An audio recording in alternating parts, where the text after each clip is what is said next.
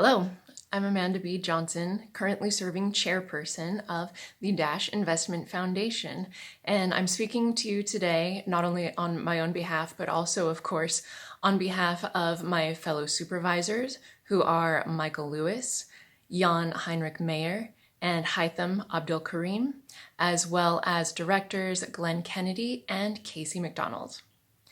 Because we are ready at the DIF to make our first funding proposal for investment-related activities, we wanted to first share with you our strategy, our policies with regard to funding and reserves, and then finally our policy with regard to transparency. We at the Dash Investment Foundation are now prepared to make investments on behalf of the Dash network. The three industries that we have chosen for focus are the blockchain industry, the payments industry, and the consumer technology industry.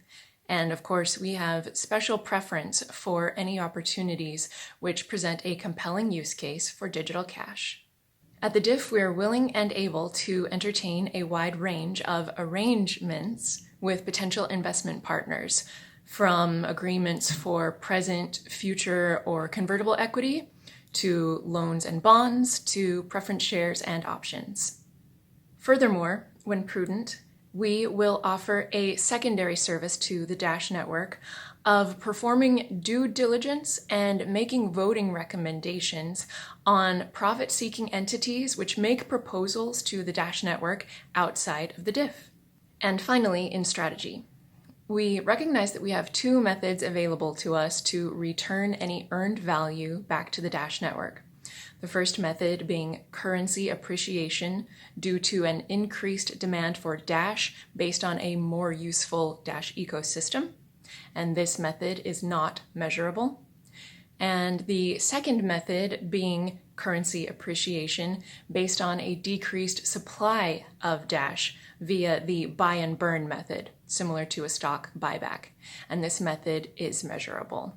At this time, due to the newness of our fund, we are proceeding just with the first method, with the recognition that our preference for methods may change in the future. We have decided to ask for a percentage of the Dash treasury every month. This as opposed to making specific proposals for any and all individual opportunities we wish to pursue. Not only does the former option scale better, but it also positions us to act on time-sensitive opportunities quickly. All payments made to the DIF will be held as 1/3 Dash, 1/3 gold, and 1/3 US dollars, ensuring that our reserves are protected against undue volatility. This month, we are asking for 9% of the available Dash treasury. This will be our first funding ask that is intended for investment purposes, because as you may recall, the prior two payments that the Dash network has made to the DIF were to cover the first 2 years of administration costs only. And finally, in funding and reserves. At the current Dash price, we've decided to forestall the hiring of an investment manager. We will revisit it once again if Dash returns to the $300 level price range and or the DIF comes to have at least $1 million worth of reserves. Until that time, all investment action will be undertaken by the supervisors, who will remain unpaid volunteers for the foreseeable future.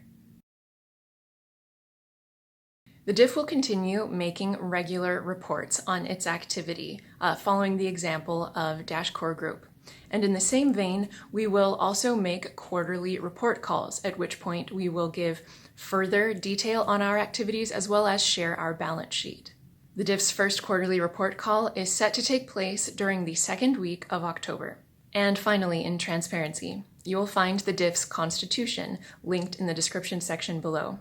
This document is currently being reviewed by our directors and so is subject to minor changes, and it will remain publicly viewable henceforth. And that sums it up. The DIF is prepared to make its first investment-related treasury proposal to the Dash network this coming Monday, September 9th. Please have any questions that you may have formulated ready for us to answer at that time, and we're very much hoping to receive your yes vote. Thank you.